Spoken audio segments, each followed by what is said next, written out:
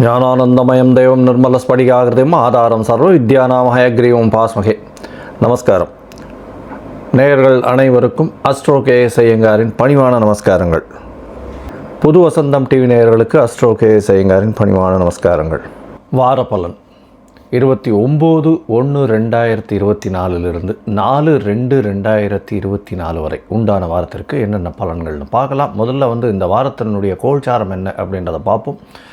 அதற்கு பிறகு இந்த வாரத்தில் வரக்கூடிய விசேஷ நாட்கள் என்னென்ன அப்படின்றத பார்ப்போம். அதற்கு பிறகு இந்த வாரத்தில் வரக்கூடிய சந்திராஷ்டமம் எந்தெந்த ராசிகள் அப்படின்றத பார்க்கலாம். முதல்ல இந்த வாரத்தினுடைய கோல்சாரம், காலபுருஷ தத்துவத்தின் முதல் ராசியான மேஷ ராசியில் குரு பகவானும், 6ஆம் இடம்னு சொல்லக்கூடிய கன்னியில் கேது பகவானும், 9ஆம் இடம்னு சொல்லக்கூடிய தனுசு அப்படின்னு சொல்லக்கூடிய இடத்துல செவ்வாய் பகவான், சுக்கிர பகவான், சூரிய பகவான் மகர மாதம்ன்றதுனால மகரத்துலேயும், அதாவது தை மாதம்ன்றதுனால மகரத்துலேயும் புத பகவானும் சேர்ந்திருக்கார்.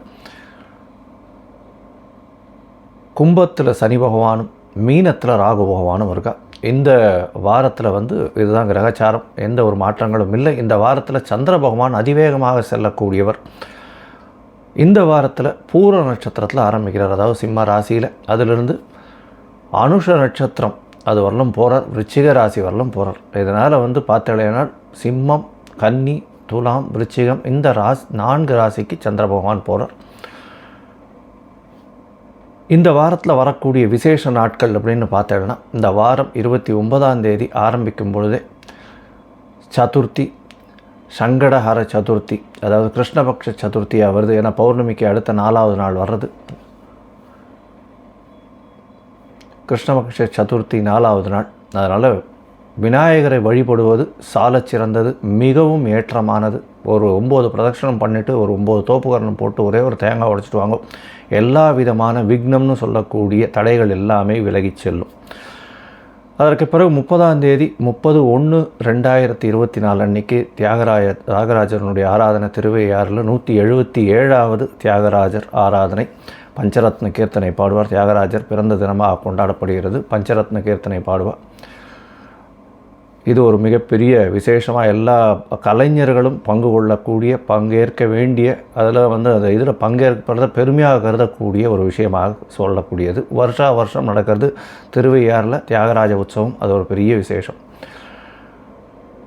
இந்த வாரம் பார்த்தலையானால் 2ஆம் தேதி அஷ்டகா, 3ஆம் தேதி அன்வஷ்டகா அப்படின்னு போட்டிருக்கும். அஷ்டகா அன்வஷ்டகா அப்படின்னா ஒரு வருஷத்துக்கு 96 நாட்கள் தர்ப்பணம் பண்ணணும்னு இருக்குது. அதில் 12 நாட்கள் அமாவாசை, 12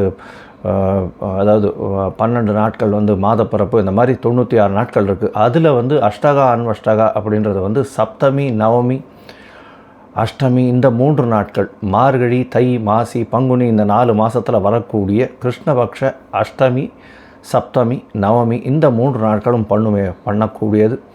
இதன் மூலியமாக ஏதாவது நீங்கள் விட்டுருந்தீங்க, தர்ப்பணங்கள் விட்டுருந்தீங்கன்னா கூட அது சேர்த்துக்கொள்ளப்படும் அப்படின்னு சொல்லக்கூடியது. 96 நாட்கள் ரொம்ப முக்கியமாக சொல்கிறது. அதில் இந்த அஷ்டகா அன்வஷ்டகாவை சொல்கிறார்.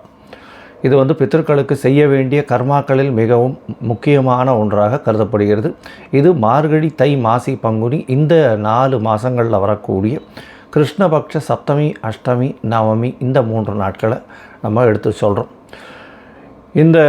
இதை தவிர பார்த்தலையானால் இந்த மாதத்தில் 31/1/2024 அன்றைக்கி 31/1/2024 அன்றைக்கி தை ஹஸ்தம், கூரத்தாழ்வான் பிறந்த தினமாக கொண்டாடப்படுகிறது. கூரத்தாழ்வான் ராமானுஜரோடு இருந்தவர். அவர் ஸ்ரீபாஷ்யத்துக்கு இதுவெல்லாம் எழுதினார், ராமானுஜரோடு சேர்ந்து எழுதினார், உரை எழுதினவர்.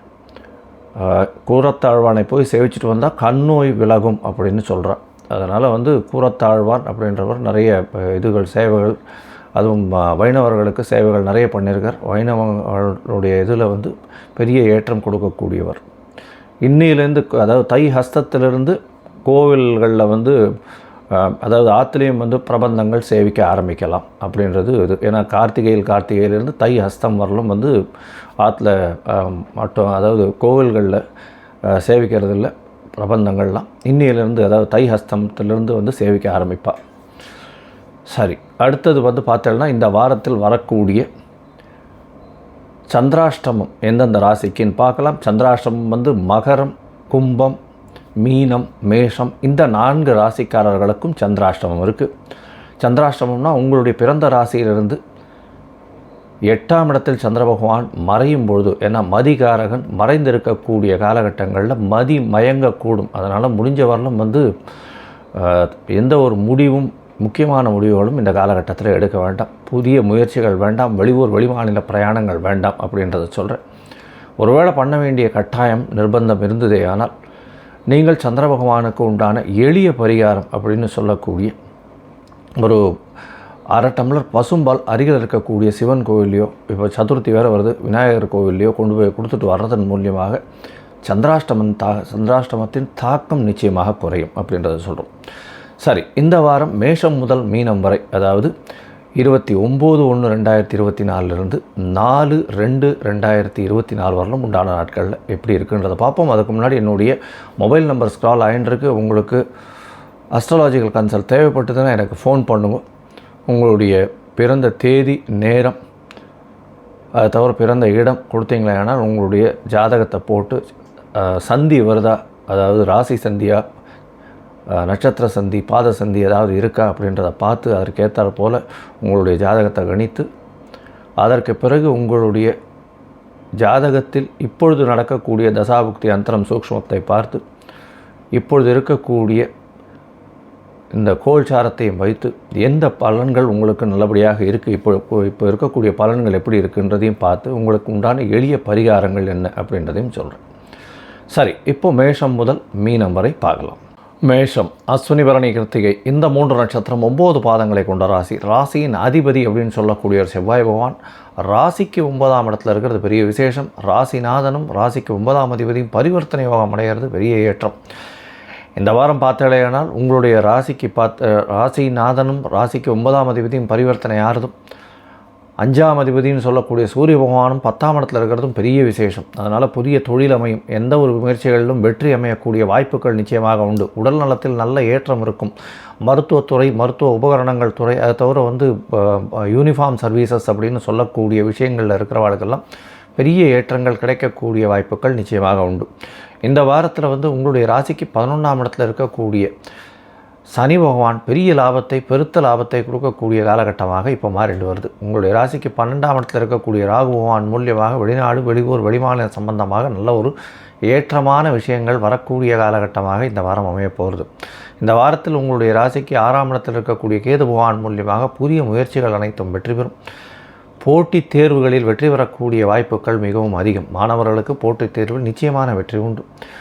9ஆம் இடத்தில் இருக்கக்கூடிய சுக்கிர பகவான் உங்களுடைய 7ஆம் அதிபதியே 9ஆம் இடத்துல இருக்கிறதுனால திருமணத்திற்கு யோகம் இருக்குது. திருமணத்திற்கு பார்த்து கொண்டிருப்பவர்களுக்கு திருமண யோகம் கண்டிப்பாக உண்டு. திருமணமாய் ரொம்ப நாள் குழந்தை பிராப்திக்காக பார்த்து கொண்டிருப்பவர்களுக்கு கண்டிப்பாக குழந்தை பிராப்தி ஏற்படக்கூடிய வாய்ப்புகள் இந்த வாரத்தில் அமையக்கூடும். மருத்துவ செலவோடு இருக்கக்கூடிய மருத்துவ செலவும் சிறிது ஆகக்கூடிய வாய்ப்புகள் நிச்சயமாக உண்டு. இந்த வாரத்தில் பார்த்தோம்னா அதிவேகமாக செல்லக்கூடிய கிரகம் அப்படின்னு சொல்லக்கூடிய சந்திர பகவான் உங்களுடைய ராசிக்கு 5ஆம் இடம்னு சொல்லக்கூடிய சிம்மத்தில் ஆரம்பிக்கிறார். இந்த வாரத்தில் வந்து 5ஆம் இடத்துல வந்து 29ஆம் தேதி ராத்திரி, அதாவது 30ஆம் தேதி அதிகாலை 00:30 ஹவர்ஸ்னு சொல்லுவா இல்லையா, அதாவது 29ஆம் தேதி ராத்திரி 12:30 மணி அது வரலும் இருக்கார். இந்த காலகட்டத்தில் உங்களுக்கு பார்த்தீங்கன்னா தாயின் மூலியமாக நல்ல ஒரு வெற்றி செய்தி வரக்கூடிய வாய்ப்புகள் உண்டு. தாயின் மூலியமாக ஒரு வியாபாரத்தை நீங்கள் ஆரம்பிக்க முடியும் அப்படின்னா ஒரு ரூபா வாங்கின்னு போய் ஏதாவது புதுசாக வியாபாரம் ஆரம்பிக்கிறீங்கன்னா பண்ணுங்கள், கண்டிப்பாக பெரிய ஏற்றம் வரும். திருமணமாய் குழந்தைக்கு பிராப்திக்கு பார்த்துட்டு இருக்கவாளுக்கு இந்த காலகட்டத்தில் கருத்தரிக்க வாய்ப்புகள் மிகவும் அதிகமாக இருக்கும். இந்த வாரத்தில் உங்களுடைய ராசிக்கு 6ஆம் இடத்துல சந்திர பகவான் போகிறார். 6ஆம் இடத்துல அவர் வந்து 30ஆம் தேதி எர்லி மார்னிங்லேருந்து 1ஆம் தேதி மதியம் ஒரு 11:30 வரலும் இருக்கார். அதாவது 30-31-1 தேதி மத்தியானம் வரலும் இருக்கார். கேத்துவோட சம்பந்தம் 4ஆம் அதிபதி 6ஆம் இடத்துல இருக்கிறதுனால உங்களுடைய சுகங்கள் குறையும். தாயின் உடல்நிலையில் சற்று பிரச்சனைகள் இருக்கக்கூடும். புதிய வேலை கிடைக்கக்கூடிய பாக்கியம் உண்டு. எழுத்தாளர்களுக்கு பெரிய ஏற்றம் கிடைக்கும். மருத்துவ உபகரணம் பண்ணுறவாளுக்கெல்லாம் பெரிய ஏற்றம் கிடைக்கக்கூடிய காலகட்டம். பணவரவிற்கு பஞ்சம் இருக்காது. உங்களுடைய ராசிக்கு சப்தமத்தில் சந்திர பகவான் போகிறார். 4ஆம் அதிபதி 7ஆம் இடத்துக்கு போகிறார். ஒரு கேந்திரத்துக்கு உண்டானவர் அடுத்த கேந்திரத்தில் போய் இருக்கிறது பெரிய விசேஷம்.